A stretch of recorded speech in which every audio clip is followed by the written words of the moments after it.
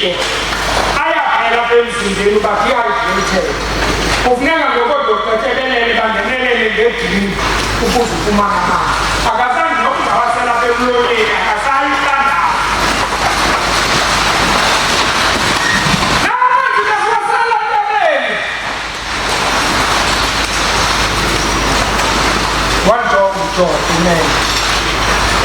uJobo lo wayewasela amanzi entabeni ngendlela efanelekileyo.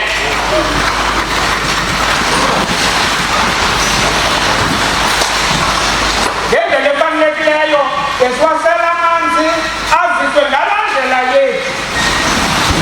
Anasela amanzi kungabikho ezingxaki ze-dehydration. I-dehydration has never killed anyone.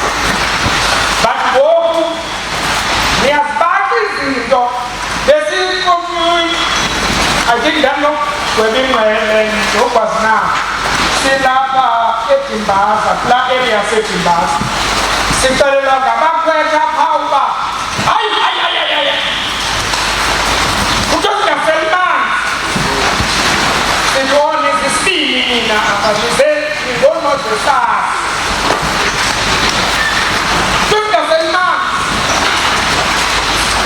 Ezo zinto funeka singazenzi, sizitope.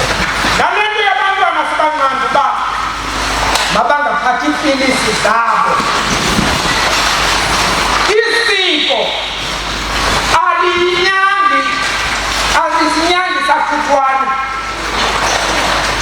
Kanesa sifo sofeyila awuzunyangwa lisiko.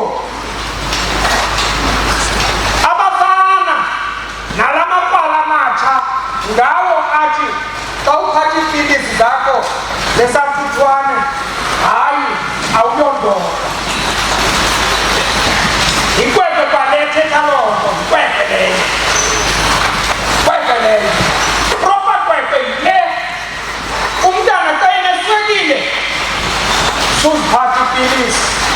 Xa uphethe iipilisi zakho zeswekile. Ngoba abantwana sibabonile into yobana babulawa zizifo abayebe nazo khaya, ababulawa lisiko. Phaa kulaa district kaJogo siswelekele ngumntana keminyaka emibini izinto eyekisane iipilisi zakhe zasathuthwane zishiyile. Kuthiwe makangaziphathi. Naw sifuna ulungisana le nto sinale mbizo yotata ke silungisana uba masisuke kule nto yobana sicinga uba abantwana bazawuya phaa bephilile, kodwa sithi abahambi sivangele rongo ethi aba bantwana mabangaziphathi iimfanelo zabo eziyesuthwini.